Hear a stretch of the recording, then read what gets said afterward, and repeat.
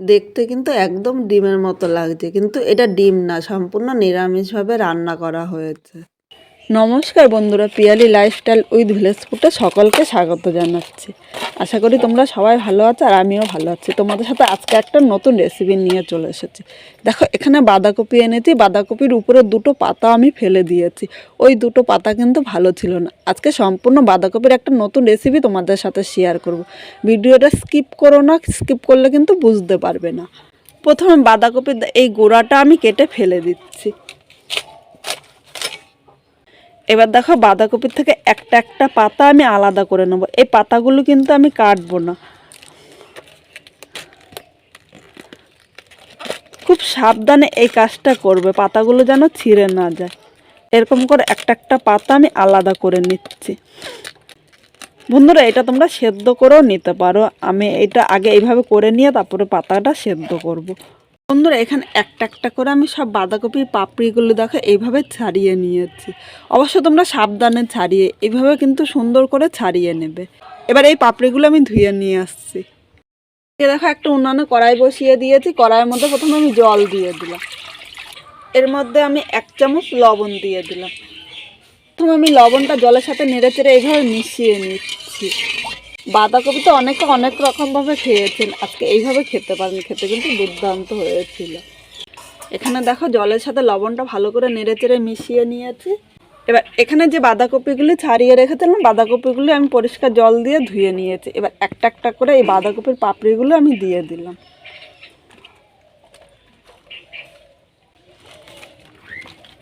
দেখো পরপর এইভাবে বাঁধাকপির পাপড়িগুলো আমি দিয়ে দিলাম।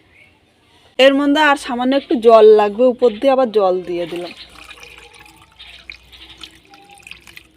এবার আমি বাঁধাকপির এই পাপড়িগুলো 5 মিনিট জলের মধ্যে ভাপিয়ে নেবো। আর ঢাকা দেবো না, কিন্তু ঢাকা ছাড়া আমি এইভাবে 5 মিনিট ভাপিয়ে নিচ্ছি।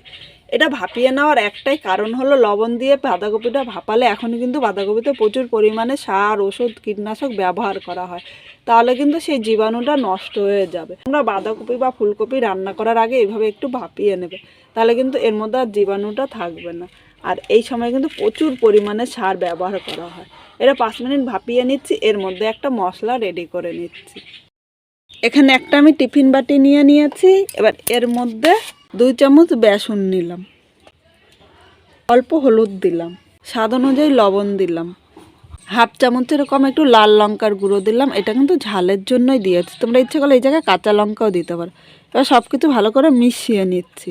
এতটা তোমরা ভাবছো তো যে বাঁধাকপি দিয়ে এই বেসনটা কি করব, ভিডিওটা দেখতে থাকো, ভিডিওটা কিন্তু দুর্দান্ত হতে চলেছে।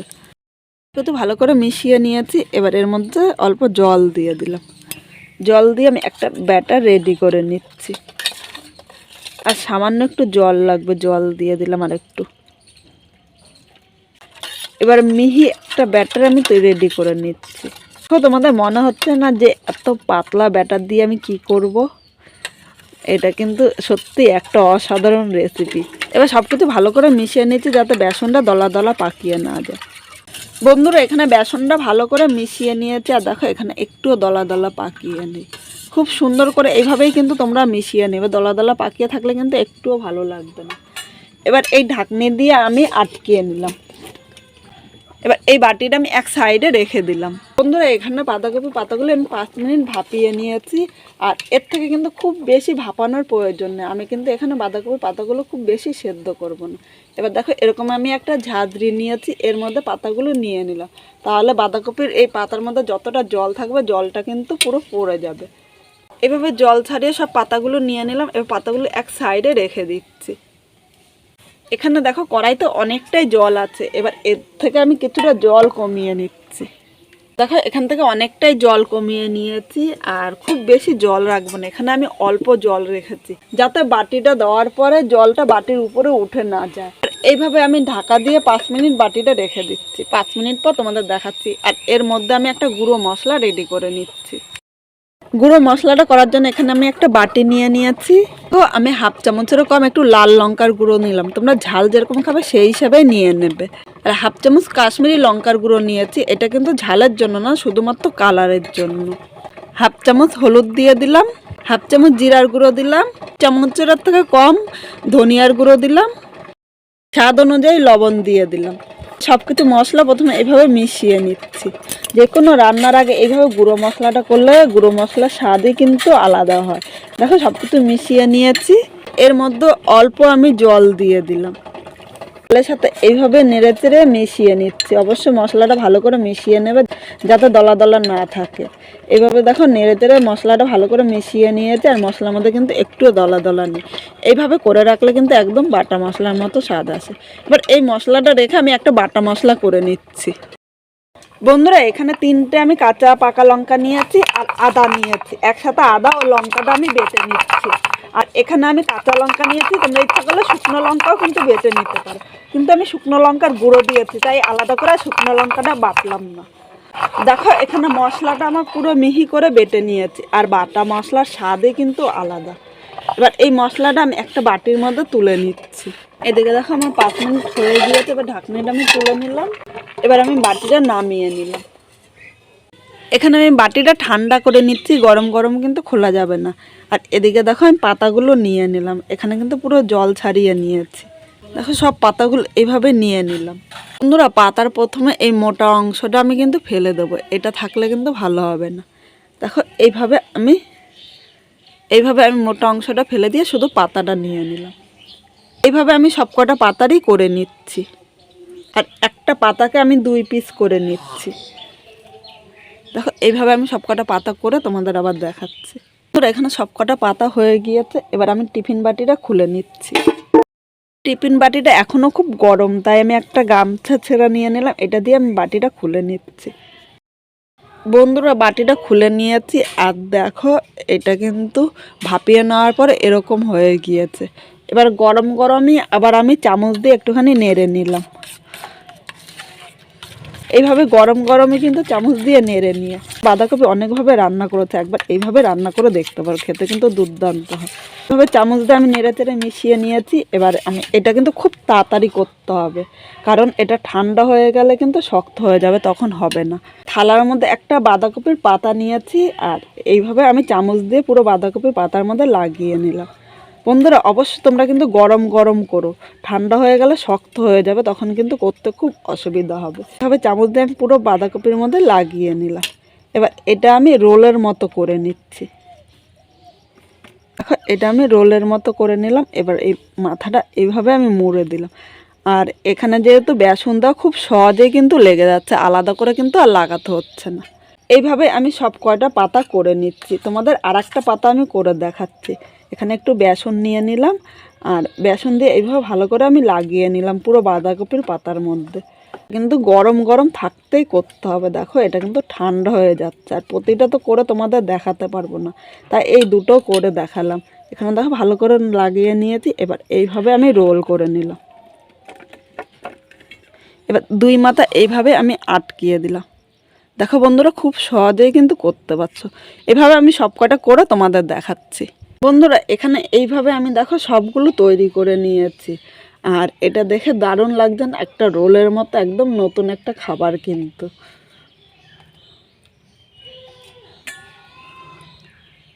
না দেখো, আবার কড়াই বসিয়ে দিয়েছি। কড়াইয়ের মধ্যে আমি সর্ষের তেল দিলাম। প্রথমে তেলটা ভালো করে গরম করে নিচ্ছি।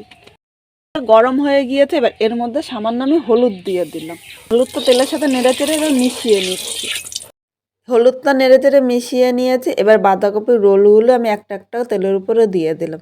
বন্ধুরা, তোমরা এখন ভাবছো যে আমি তেলের উপরে আগে কেন হলুদটা দিলাম। হলুদটা দেওয়াতে বাঁধাকপির ভাজাটা সুন্দর হবে, আর বাঁধাকপির মধ্যে কিন্তু আলাদা করে আমি হলুদ দিইনি, এর জন্য আমি তেলের মধ্যে হলুদ দিলাম, তাহলে বাঁধাকপির ভাজার কালারটাও কিন্তু সুন্দর হবে। এখানে দেখো বাঁধাকপিগুলো দিয়ে দিলাম। আর সব রোল একসাথে কিন্তু আমি ভাজতে পারবো না, 2 বারে আমি রোলগুলো ভাজবো। এই রোলগুলো আমি 5 মিনিট ভেজে নিচ্ছি। এই সময় কিন্তু মিডিয়াম আগুন দেবো। খুব জোরে আগুন দিলে তাহলে উপর দিয়ে পুরো ভাজা হয়ে যাবে, আর ভেতর দিয়ে একটু কাঁচা থাকবে, তখন কিন্তু ভালো লাগবে না। এর জন্য আমরা মিডিয়াম আগুনে এটা ভেজে নেব। এখানে আমি উল্টিয়ে পাল্টিয়ে 2 পিঠি লাল করে ভেজে নিয়েছি। দেখো ভাজাটা কিন্তু খুব সুন্দর হয়েছে, আর একটা বাঁধাকপিও কিন্তু খুলে যাচ্ছে না। এবার এগুলো একটা থালের মধ্যে তুলে নিলাম। একইভাবে বাকি বাঁধাকপির রোলগুলিও ভেজে নিচ্ছি। আর এই রেসিপিটা রান্না করার পরে কিন্তু খেতে দারুণ হয়েছিল। এটা তোমরা ভাত বা রুটি দিয়েও খেতে পারো, খেতে কিন্তু দুর্দান্ত হয়। আর যে খাবে সেই কিন্তু বলবে যে এইভাবে আবার করার জন্য। এখানে সব বাঁধাকপিগুলো ভেজে নিয়েছি আর দেখো একদম ডিম ভাজার মতো লাগছে, দারুণ লাগছে। কিন্তু এটা তোমরা এইভাবে করেও কিন্তু বিকালে চা কফির সাথে খেতে পারো, এইভাবে করলেও কিন্তু দারুণ লাগে খেতে। কড়াইতে অনেকটাই তেল আছে, এখানে আমি আর তেল দেবো না। যে মশলাটা বেটে রেখেছিলাম মশলাটা তেলের উপরে দিয়ে দিলাম। মশলাটা 2 মিনিট নেড়ে চেড়ে নিয়েছি, এর মধ্যে কিন্তু কাঁচা গন্ধটাও থাকবে না। এবার একটা মাঝারি সাইজে টমেটো কুচি দিয়ে দিলাম। মশলাটা কষাতে কষাতে টমেটোটাও গলে যাবে আর মশলার সাথে মিশে যাবে, আর মশলাটা কিন্তু সুন্দরভাবে কষিয়ে নেব। এখানে আমার মশলাটা কষানো হয়ে গিয়ে তার মশলার থেকে দেখো একটা ভাজা গন্ধও বেরিয়েছে, টমেটোটা কিন্তু মশলার সাথে মিশে গিয়েছে। এবার এখানে যে গুঁড়ো মশলাটা রেডি করে রেখেছিলাম গুঁড়ো মশলাটা দিয়ে দিলাম। বাটির গায়ে অনেকটাই মশলা লেগে আছে, বাটিটা ধুয়ে সামান্য জল দিয়ে দিলাম। মশলাটা নেড়ে চেড়ে মিশিয়ে নিচ্ছি, আরও আমি মিডিয়াম আগুনে 3 মিনিট এইভাবে মশলাটা কষিয়ে নেব। আর মশলাটা কষানো সুন্দর হলে মশলা থেকে কাঁচা গন্ধটা থাকবে না, পরে রান্না করলে কিন্তু দারুণ লাগবে খেতে। এবার এখানে আমি 1/2 চামচ চিনি দিলাম। চিনিটা দেওয়াতে মশলার কালারটা সুন্দর হবে আর গ্রেভিটা কিন্তু খেতেও খুব ভালো লাগবে। এবার চিনিটা নেড়ে চেড়ে আমি মিশিয়ে নিচ্ছি। মশলাটা কষানো হয়ে গিয়েছে আর মশলার থেকে দেখো তেলও ছাড়তে শুরু করেছে। এবার এই জায়গায় আমি 1 চামচ লেবুর রস দিলাম। আমার কাছে দই ছিল না তাই একটু লেবুর রস দিয়েছি। লেবুর রসটা এবার নেড়ে চেড়ে মিশিয়ে নিচ্ছি। আর এই রান্নাটি কিন্তু একটু ঝাল টক মিষ্টি সমানে খেতে লাগবে, খেতে কিন্তু দারুণ লাগবে। তোমরা গরম ভাত বা রুটি দিয়ে খেতে পারো, খেতে কিন্তু দুর্দান্ত হয়েছিল। বন্ধুরা আমার কাছে দই ছিল না তাই লেবুর রসটা দিয়েছি, আর তোমাদের কাছে যদি দই থাকে তাহলে 2 চামচ দই দিয়ে দিও। দই দিয়ে করলেও কিন্তু খুব ভালো লাগবে। এখানে মশলাটা 3 মিনিট কষিয়ে নিয়েছি, দেখো মশলার থেকে কিন্তু তেলটা আলাদা হয়ে যাচ্ছে। এবার এই জায়গায় আমি উষ্ণ গরম জল দিয়ে দিলাম। অবশ্যই তোমরা কিন্তু উষ্ণ গরম জল দিও, ঠান্ডা জল দিলে কিন্তু খেতে ভালো লাগবে না। আর উষ্ণ গরম জল দিলে ঝোলটা তাড়াতাড়ি ফুটবে আর খেতেও কিন্তু খুব ভালো লাগবে। এবার জলের সাথে মশলাটা নেড়ে চেড়ে আমি মিশিয়ে নিচ্ছি। আর এইটা কিন্তু আমি খুব বেশি ঝোল রাখবো না, একটু গ্রেভি গ্রেভি টাইপের রাখবো, তাই এখানে জল বেশি দিলাম না। এবার আমি 5 মিনিট ঝোলটা ফুটিয়ে নিচ্ছি, আর এই সময় মিডিয়াম আগুন দেবো। খুব বেশি আগুন দিলে কিন্তু ঝোলটা তাড়াতাড়ি টেনে নেবে, তখন খেতে কিন্তু ভালো লাগবে না। মিডিয়াম আগুনে আমি ঝোলটা ফুটিয়ে নিচ্ছি। বন্ধুরা দেখো এখানে ঝোলটা আমি ভালো করে ফুটিয়ে নিয়েছি। অবশ্যই ঝোলটা কিন্তু তোমরা ভালো করে ফুটিয়ে নিও। আর আমি এখানে 5 মিনিট বলেছিলাম, কিন্তু আমি 7 মিনিট ঝোলটা ফুটিয়ে নিয়েছি। এবার যে বাঁধাকপিগুলো আমি ভেজে রেখেছিলাম ঝোলের উপরে দিয়ে দিলাম। সব বাঁধাকপিগুলো দিয়ে দিলাম, আর খুব বেশি কিন্তু নাড়বো না। এইভাবে আমি বাঁধাকপিটা ঝোলের সাথে মিশিয়ে নিলাম, আর আমি 3 থেকে 4 মিনিট ফুটিয়ে নিই। তোমরা ঝোল যেরকম রাখবে সেই হিসাবে কিন্তু এখানে ফুটিয়ে নেবে। আর এখানে আমি খুব বেশি ঝোল রাখবো না, একটু গ্রেভি গ্রেভি রাখবো। আর গ্রেভি গ্রেভি কিন্তু খুব ভালো লাগে খেতে। এটা তোমরা রুটি ভাত বা পরোটার সাথে খেতে পারো। আর একদম নতুন একটা রেসিপি, এইভাবে কাউকে করে দিলে সে কিন্তু বারবার বলবে করে দেওয়ার জন্য, আর সে বুঝতেই পারবে না যে এটা বাঁধাকপি দিয়ে এত সহজে করা হয়েছে। এবার এটা 5 মিনিট ফুটিয়ে নিচ্ছি, 5 মিনিট পর তোমাদের আবার দেখাচ্ছি। পর চলে এসেছি, দেখো এটা কিন্তু ফুটে গিয়েছে। আর এর থেকে বেশি ঝোল কিন্তু আমি টানাবো না, এটা ঠান্ডা হওয়ার পরে আরও একটুখানি ঝোল টেনে নেবে। এবার এর মধ্যে আমি গরম মশলা গুঁড়ো ছড়িয়ে দিলাম, আর একটুখানি আমি ঘি দিয়ে দিয়েছি। ঘি ও গরম মশলা দিয়ে এটা খেতে কিন্তু দুর্দান্ত লাগে। যে কোনো নিরামিষ দিনে এইভাবে ঘি ও গরম মশলা দিয়ে এই রান্নাটি করে খেতে পারো, খেতে কিন্তু খুব সুন্দর হয়েছিল। আর আমি যেইভাবে রান্না করলাম তোমরাও যদি সেইভাবে রান্না করো তাহলে অবশ্যই খেয়ে কীরকম লাগলো কমেন্টের মাধ্যমে জানাতে কিন্তু ভুলো না। তোমাদের এই একটা কমেন্টের জন্য কিন্তু আমরা অনেক উৎসাহ পাই আরও নতুন নতুন রান্না করার জন্য। আমি আরও 2 মিনিট এইভাবে উনানে রেখে দিলাম। এই সময় কিন্তু উনানে আর আগুন দেবো না। উনানে দেখো মিডিয়াম আগুন জ্বলছে, এই মিডিয়াম আগুনে এটা 2 মিনিট রেখে দিচ্ছি। বন্ধুরা দেখো এখানে নামিয়ে নিয়েছি, আর এটা কিন্তু ঠান্ডা হলে আর একটু গ্রেভি গ্রেভি হবে। এইভাবে করে তোমরা ভাত বা রুটি পরোটার সাথে খেতে পারো। আর আমার এই রেসিপিটা কীরকম লাগলো একটা কমেন্ট করে কিন্তু জানাতে ভুলো না।